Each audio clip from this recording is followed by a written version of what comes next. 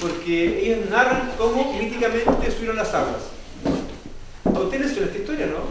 Cuando suben las aguas, ¿en qué lo asocian? El calentamiento global hoy día. Hace 10.000 años la gente lo asoció con otra cosa, porque no sabía que existían los polos que se estaban derritiendo. ¿Cómo explicaban ellos hace 10.000 años o hace 8.000 años que sube el nivel del mar? Cuando yo cuento hacia atrás, mi explicación es que estaba viviendo mucho. El diluvio viene de ahí. En Chile continental, se enfrenta a Caipirú, los cerros sagrados mapuches, estos cerros los pueden, cuando enfrentan un río se abren dos vasos, como el Huelén, como el Cerro Mayaqui en Quillota, estos cerros sagrados, vienen de esa tradición. O sea, los pueblos originarios han mantenido tradiciones y nosotros también a través de la Biblia, tradiciones incluso que se remontan a esa época. Por lo tanto, no es iluso ni es ingenuo suponer que estas tradiciones son muy antiguas. La Biblia se escribió hace 4.000 años, pero estas historias son de hace 10.000, 8.000 quizás. Es el rango.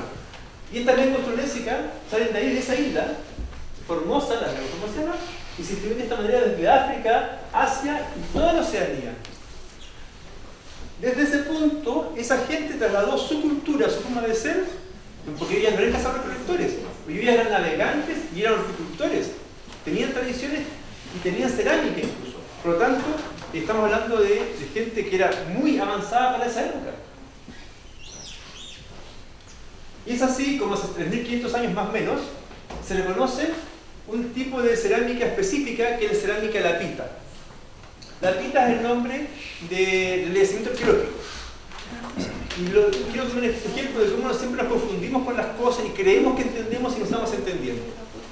Cuando los arqueólogos le preguntan a los indígenas ¿cómo se llama este lugar? O sea, ¿cómo se llama esto? ¿Esto cómo se llama? ¿Cómo se llama aquí? Miraron y dijeron lapita. Ah, lapita. Lapita significa excavar, hacer un hoyo, porque era una excavación arqueológica. Y por eso se llama lapita, no sé, nunca se llama el lugar de lapita. Era la acción, pero hablan de cosas distintas.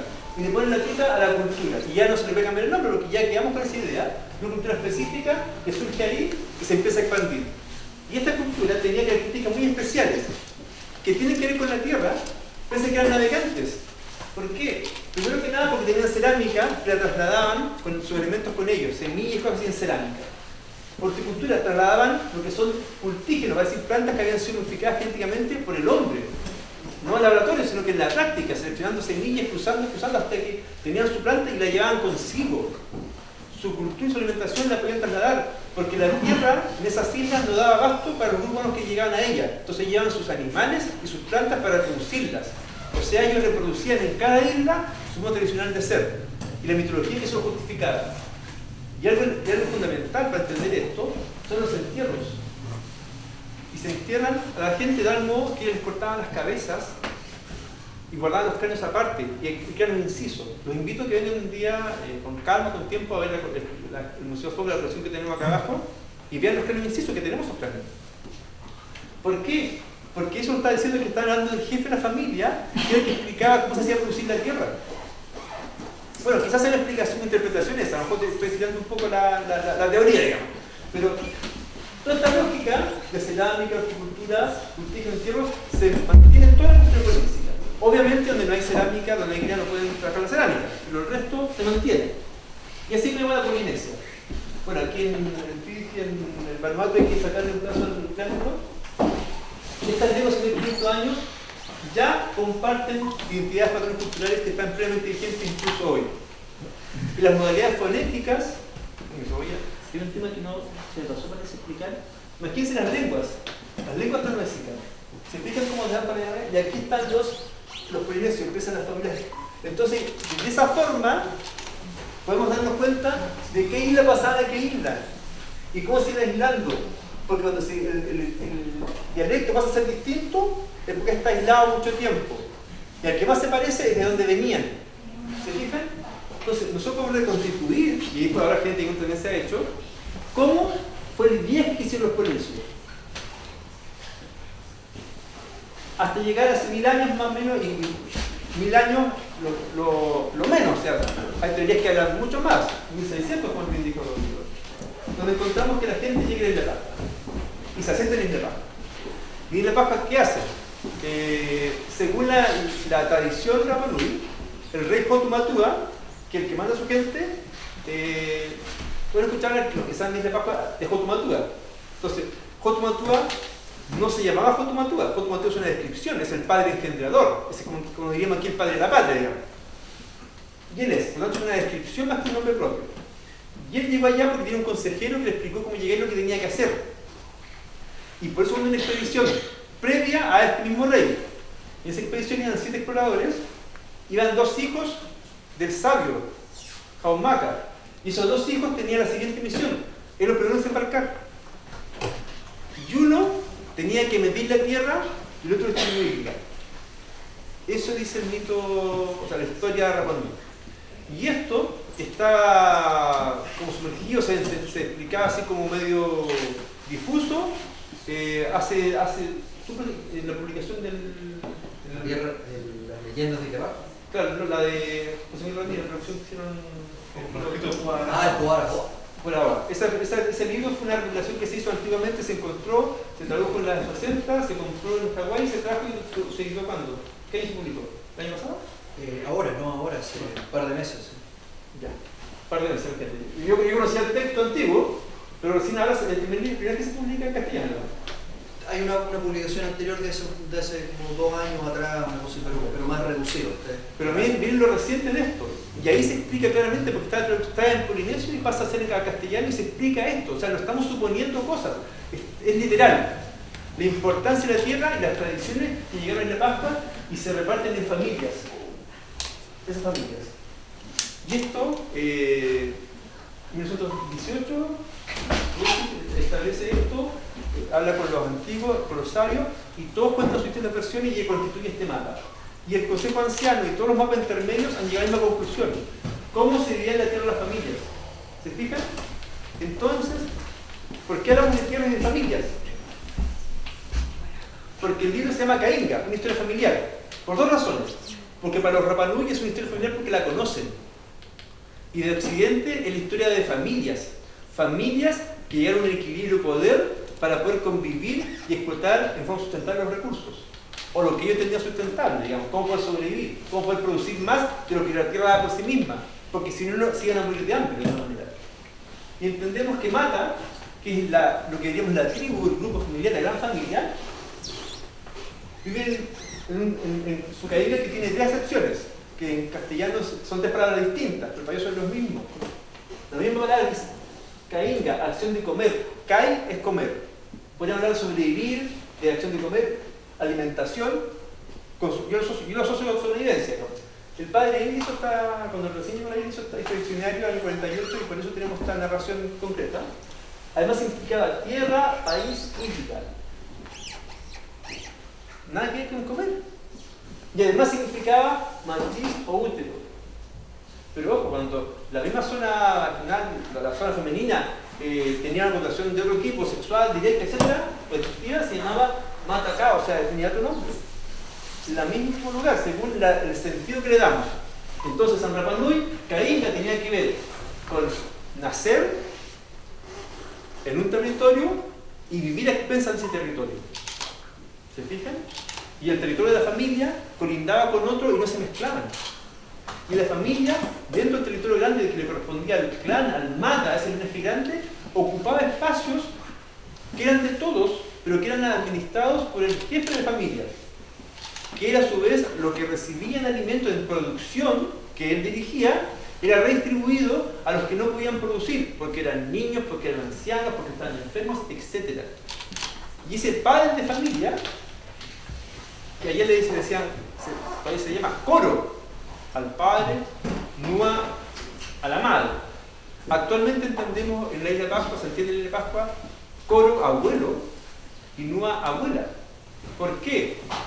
Porque bajo la misma familia, la misma casa, el mismo linaje, el jefe de familia tenía descendencia jóvenes, y seguían teniendo descendencia jóvenes sus propios hijos, por lo tanto, toda la descendencia reconocía un propio padre, que era el coro. Pero padre, o sea, es el concepto de coro, si uno lo va solamente a lo que es el engendrador, tiene otra denominación. El padre biológico, el que engendra, es el Matúa. Por lo tanto, el coro como padre significaba que era el jefe. y todos hacia abajo, sus hijos, digamos, entre ellos eran, cuando son muy amigos, los maíz, más que maíz, el taína, pero gracias, el taína, claro, el hermano, y claro, el hermano, aquí también decimos hermano.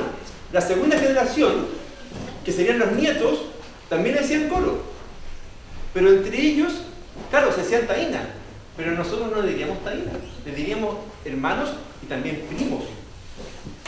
Esa distinción ya no lo tenía.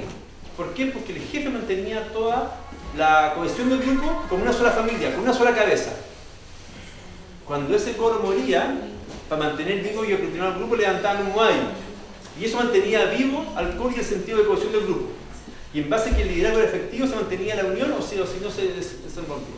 ¿Y cómo se desarticulaba? A través de otra casa. Y surge del mata de la familia, que viene de Caenga, surge el Paenga, que es como el sublinaje. ¿Y por qué Paenga? Porque Paenga está asociado a Jale Paenga, porque Paenga de Paenga de levantar, que es una piedra con unos orificios donde se ponían estructuras de madera y se armaba una casa. Entonces, lo que estaban buscando era una casa, un lugar, un domo donde ellos tenían asentado en el territorio. Y ocupaban una parte del territorio de toda la familia y surgían liderazgos efectivos y generaron un nuevo sublinaje dentro de la misma familia. Y eso surgían líderes positivos o líderes más efectivos que otros. Por eso el nombre Caenga, para ser claro. Aquí les muestro cómo, por ejemplo, se ven terrenos trabajados, ¿se fijan? Vamos a ver esa explicación. Esto es por el tema del nombre. Hay en 1786 llega el conde de la Pelús a la isla de Pascua. Es la época donde se habla del colapso, del caos en la isla de Pascua, la destrucción de la isla de Pascua. Entonces yo les quiero mostrar lo que vio la Pelús en 1796, gracias a que hace poco tiempo, un par de años, la NASA, para el señor David Russell, un coleccionista de planos, generó este navegador para planos, para ver las altas resoluciones. Vean lo que vio la Pelús. Eso es lo que vemos siempre en las imágenes, así se ve. Pero ahí se ven los detalles. Gracias al navegador lunar que sacó la NASA, una empresa para la NASA, se puede ver esto. Miren.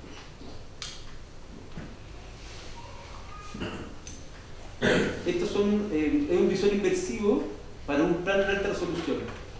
Entonces la Pelús nos cuenta que él vio parcelas, ¿se fijan? Vio todos plenamente trabajados los terrenos. O estoy suponiendo demasiado, pero ¿se entiende lo mismo, no? Es como obvio, ¿no? Hay camino, y fíjense que no todo está trabajado, ¿eh? Hay lugares que está trabajando, ¿por qué no? O sea, todo no puede inventado. Claro, ellos no araban la tierra, pero plantaban la tierra, trabajaban, y esto está en evidencia, ¿no? Y este es el periodo del colapso, la destrucción del caos social de la Pascua.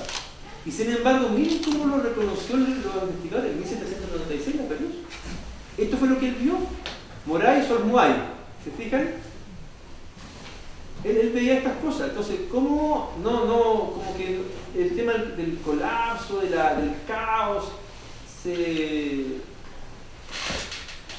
implantaciones, se fijan, campo de bananas, platanal. Y aquí hay las casas, porque estas son las casas que ellos tenían, casas donde hasta 200 personas, eran casas grandes.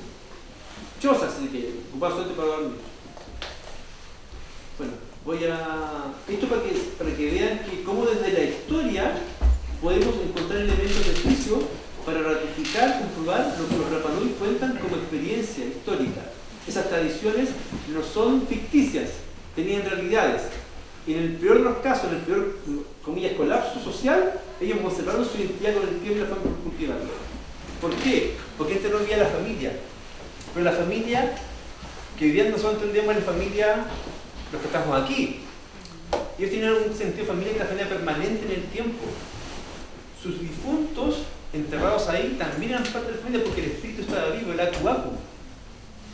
Cuando Thor Heyerdahl fue de Pascua, a la primera exploración, la primera vez, y se relacionó con las leyendas de la isla y todo lo que había, encontró que pese a que él sabía, porque él desde estudiante en práctica hizo su su ocupación participante fue activa. Él vivió con los maoris en el terreno, compartió un año sirviendo en la selva, digamos.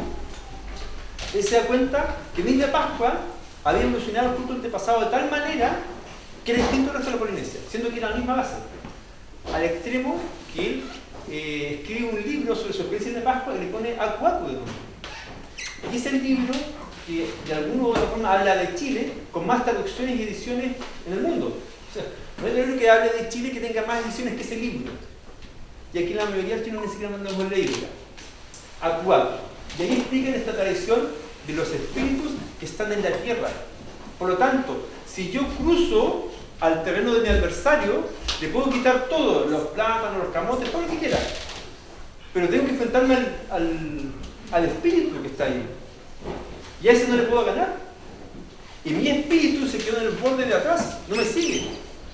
Yo a mi enemigo le puedo quitar todo, hasta la vida, pero no le puedo quitar el territorio. No puedo quitar, porque mis acuados no llegan al territorio del enemigo. Ellos defienden mi territorio. Son defensivos. Entonces, esa visión hace que efectivamente no pueda haber un grupo que le quite la tierra a todo el mundo, como que le quite tierra a los demás. Porque la tierra de cada familia es de la familia y eso no puede cambiar. Y como no ha cambiado, como veremos más adelante. La isla de Pascua no está en los planes de ningún país, de ningún gobierno chileno por mucho tiempo. Carlos Miguel Campos se acuerda de la isla y empieza a mandar relegados políticos. Yo fui oficial de carabineros y cuando leí las memorias de Elías Laferte, que fue candidato a presidente del Partido Comunista, estuvo relegado ahí, él contaba de Isla Pascua que lo único bueno que tenía es que no había carabineros, según le digo. La frase me hizo. Y mandó, y resulta que Ibáñez tenía enemigos por todas partes, mandaba a todo el mundo relegado a Isla Pascua. Y uno que mandó fue un oficial de ejército, Carlos Terino Ojeda. Y con muchas otras personas que están relegadas en la isla, se hicieron amigos, amistades, que eran incluso hasta descendencia, y se adquieren a familias en la isla. Y empiezan a asumir los terrenos de las familias. Y Carlos Terino Ojeda escribe un libro que se llama Geoetimología de la Isla de Pascua, porque él considera que la isla de Pascua, la forma que entendían de relacionarse, de dominar la tierra, no se sentía en otras partes, era único. Y él habla de una ciencia nueva y la bautiza como geoetimología. Y él explica que los terrenos familiares están deslindados por dos tipos de hitos. Los naturales o puku, que definen como peñasco o rocas grandes en los terrenos, vocablo que se usa como límite de una propiedad. Esto es textual, ¿eh? Y los hechos por el hombre a modo de hito denominados muku, para señalar una propiedad. Si tengo un referente natural, me guío por eso. Si no existe, lo creo. Fundamentalmente el pipijoreco, que son túmulos funerarios de piedras y que nadie puede osar pasar a llevar. Porque ahí está el espíritu viviendo, el pipijoreco. Y esta situación hace que hasta el día de hoy se sepa cuáles son los terrenos de cada familia. Aunque, como explicó Rodrigo, las familias no podían salir de la isla porque se había arrendado a un particular. Gracias a la Armada de Chile, gracias a los oficiales de la Armada, consideran que esto era injusto, dan cuenta al obispo castrense que visita la isla y da cuenta de esto al gobierno y se toman cartas mediante asunto. Ahora, las oficiales de la Armada, para burlar el abuso que hacían los explotadores de la isla, argumentaban que el borde costero es fiscal. Por lo tanto, si un rapero quería pescar, el oficial de la Armada le daba un salvoconducto y no podían negarle el paso. Y podían cruzar la isla. Lamentablemente eso era excepcional. Porque como estaban circunscritos en Garoa, o pescaban en Garoa o no pescaban. Porque hay un trámite administrativo, tuvo un tema para salir de la isla. Hay 3 puntos con la ley de Pascua. O sea, yo he leído, conocido gente, adultos, mayores, que a los 15 años conocieron la arena, viviendo en una isla. Porque no conocían a quién, porque no los dejaban pasar.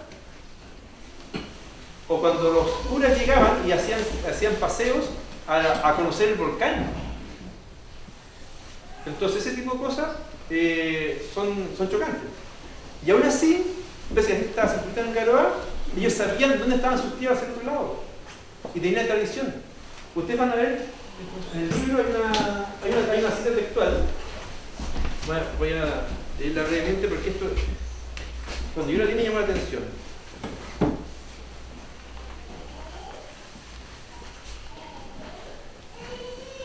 Existe un mapa que muestra 25 angostas parcelas de tierra en el distrito de Faa, en Tahití. En 1871, los Sagrados Corazones son expulsados de la isla, tienen que irse. Y se llaman a Rapa Nui con ellos. Y les dan tierras a los Rapa Nui, pero se las dan a cambio de terrenos en la isla Pascua o de trabajo, contrato de trabajo. No se las regalaron, tenían que recuperar la tierra, así que hicieron esa forma y fue ante notario en la isla, en Tahití. Dice, cada parcela está marcada con un número, el nombre del Rapa Nui que la había adquirido y el nombre de un lugar de la isla de Pascua. Cuando pregunté a Victoria Rapajango qué significaban los nombres de esos lugares, ella dijo que habían sido puestos para identificar el lugar de donde procedían los dueños, donde habían nacido su cariño. El título legal de los derechos de propiedad de los pascuenses se encuentra en el volumen 24, artículo 33 del registro de la Oficina de Catastro del Papete. El artículo está fechado el 4 de octubre de 1887, antes que la fuera chilena, y firmado a nombre del vendedor, la Misión Católica, por Monseñor Tepano Ayosén y Monseñor José Verdier. Cuando se registró su venta, los isleños habían pagado colectivamente más de 22.000 francos de los 25.000 que era el precio de la propiedad, aun cuando cada dueño era el propietario individual de la parcela. La transferencia se hizo como un todo. Cada pascuense se les explicó lo que tenían que hacer, lo hicieron, pagaron su terreno, pero con otro que pedirles que se empezaron a pasar lo que hicieron. Y la tierra era de ellos y solamente de ellos. Hace un par de años el Estado francés sacó una ley especial para parar esto en Faa. Estos son los pascuenses que están en la isla Pascua y no pueden ir a Faa. Porque esto siguió hasta así, porque es la forma que ellos tienen de pensar y esto se ha mantenido vigente. Parece, pero ¿cómo se están los miles de años en este tiempo y eso se perdió? Sí, pero la tradición oral es tan potente, es tan persistente, que aún así encontramos vestigios de esto en la actualidad. Revisando el archivo parroquial hace algunos años, no encontré original, lamentablemente, hay un video de la imagen. Encontramos en tahitiano algo que no sabía lo que era, porque yo no sabía tahitiano, pero decía Haumatu. Y yo sabía, porque Alberto Opi y José Juan Cien tiene un libro que se llama Haumatu de Rapa Nui, los soberanos de Rapa Nui, que eran los soberanos. Y sabía que Taban era el gobernador, que se llama tahitiano. Y empiezo a ver los nombres, y aparecen los nombres de ellos y los nombres de bautismo. Y dice todo paz. ¿Qué es esto? Es el acta, una forma, no de constitución, sino que el registro de los jefes de familia de la Pascua, que se reúnen y tienen cargos. Y uno es, el que hace cabeza, es Atamo Tequena. Tequena es el nombre de él, y Atamo es el nombre de bautismo. Cuando se dan los cumpleaños en 1871, a él y su esposa los bautizan de nuevo. Otra vez, siendo ya adultos, y les cambian el nombre. Y uno le ponen Adán y a la esposa le ponen Eva, para que se hagan cargo de la comunidad católica de la isla. Y de esa manera les tenían que responder a ellos, los demás Rapa Nui. Y ahí están los casos.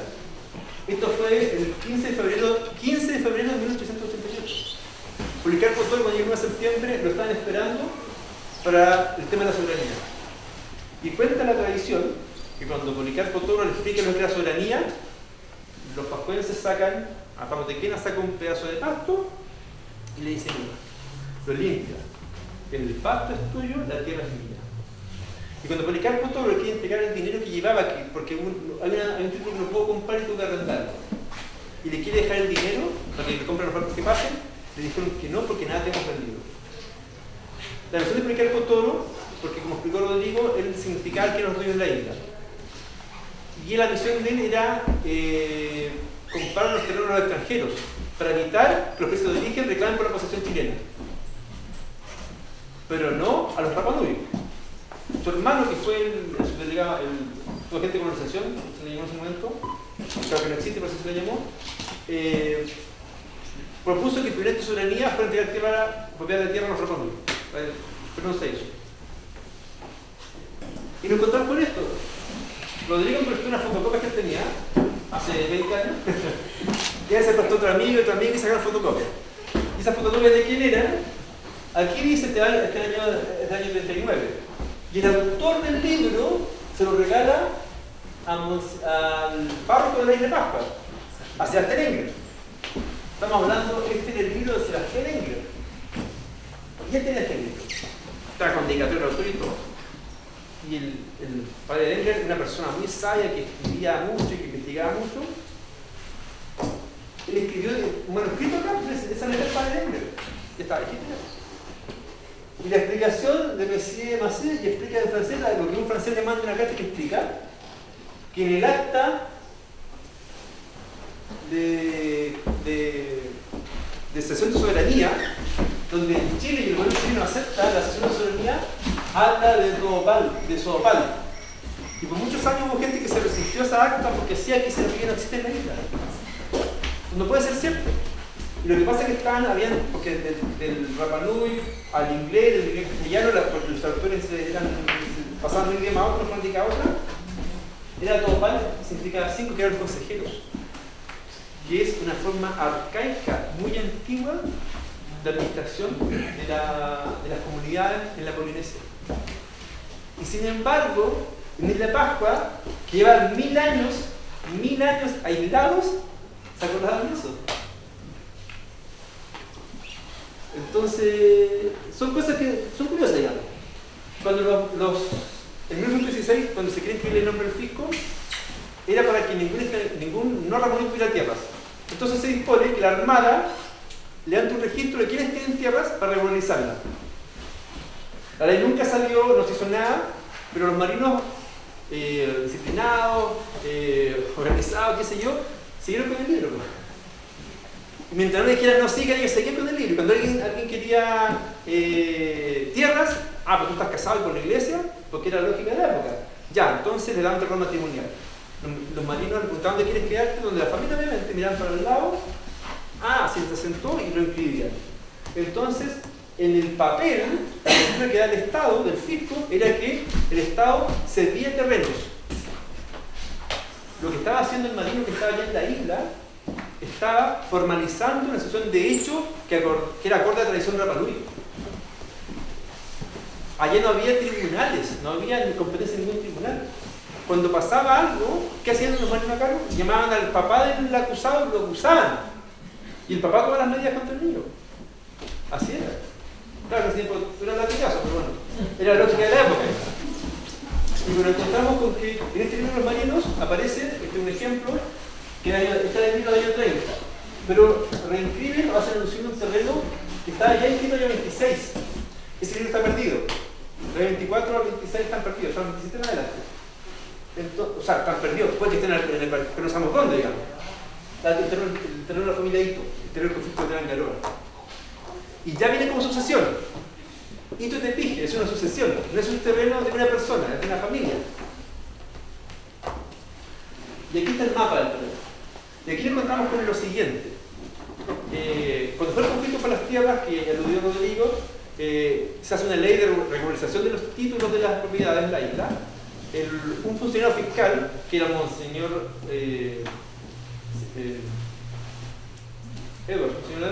Rafael Edward, entrega el nombre del fisco, porque siempre la iglesia era parte del Estado, radica a los Rapa Nui.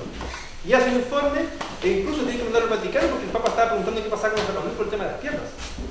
Hay una encíclica de la época de los abusos que se hacían con los indígenas en Latinoamérica. Y los Rapa Nui están dentro de las denuncias de abusos que había en el Vaticano. Y por eso mandan un obispo a regularizar las tierras. Y el obispo da cuenta que le entregó tierras a cada familia, que todos tenían familia, que todos tenían terrenos, y entregó todo. Pero no explica dónde entrega los terrenos. No explica qué medidas tienen los terrenos, no explica nada. Le mandan un informe al presidente de la República, incluso no exagero, al Papa, lo mandan al Vaticano. ¿Y por qué entonces? ¿Cómo lo hizo?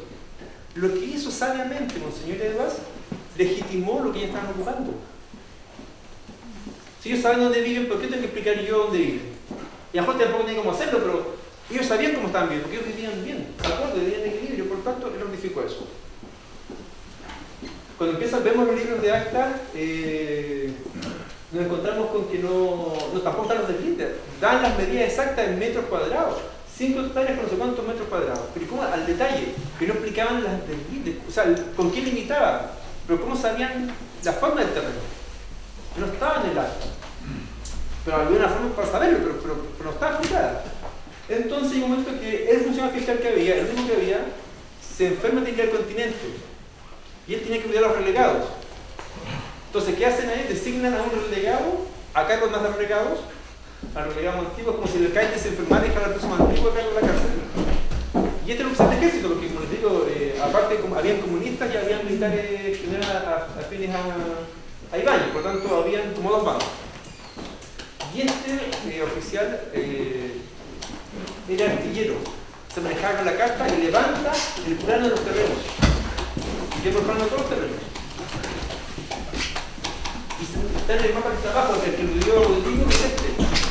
Distribución de las propiedades nacionales de Angaroa y de Paz. ¿Por qué? Porque se había iniciado por parte del fisco la propiedad de regularización de la tierra. Por lo tanto, lo que encontramos acá es que los Rapa Nui ya lo reconocían por el fisco como propietarios de la tierra. Se llama eso porque el que se viene como fiscal. Y ahí está la inscripción fiscal.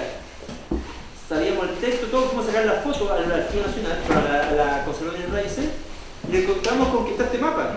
La isla se inscribe con un mapa. Cada uno inscribe una propiedad, lo que manda es el mapa, ¿cierto? El plano. Este es el plano de la inscripción fiscal. Y si lo leen bien, dice Rapa Nui, ver plano. ERT, estudio de registro en proyecto, señal de llamada y los datos, que es la regulación de la tierra. Por lo tanto, lo que se inscribe, como yo lo entiendo, de Isla Pascua, la propiedad fiscal, es todo salvo Angaroa. Porque para Angaroa había que ver el plano, y el plano decía propiedades. Ese plano de propiedades. Y sigue la duda, ¿cómo tiene esos límites? Porque son líneas tan rectas. ¿Y cómo entonces los deslímites? Esa foto es la primera cámara que llegó, la primera cámara está perdida la foto, en 1877, 77, pero las que se conservan son en 1917. ¿Se ven las pircas como eran, no? ¿Se ven las pircas? ¿Por qué? Porque aparte que la pirca que rodeaba toda Angaroa, cada vez tenía pircas porque tenían plantaciones y tenían ovejas. Y esa es la forma que ellos tenían de separar las cosas. Aquí está un problema más grande de los fundos en que dividían las acciones de la oveja, y todo está lleno de pirca de la isla. Rodrigo nos facilitó esta foto satelital donde él marcó las pircas que están viejitas todavía se encuentran. Gracias a eso la familia, miren, increíble, la gente que entregó soberanía a Chile, la entregó en función de que eran jefes de familia y por lo tanto ellos piden que se mantengan respecto a su condición de jefe de familia. Y jefe de familia que administraba un territorio. Hasta el día de la familia de Isla Pascua mantienen, por lo menos en el centro de Angaroa, en estos lugares, las mismas terrenos o descendientes que tenían desde antes que leer la feria chilena. ¿Por qué? Porque nadie compró las pircas. Y están las pircas que quedaron ahí. Y todavía están. ¿Se fijan? Aquí, cerrando ya, nos encontramos con que hay un problema. Llegaban los occidentales a la isla y estas casas donde venían todos hacinados, todos complicados, no era para que alojaran turistas o investigadores, como en esa época. Si eran una quena, porque era blanquito y ponían sacos.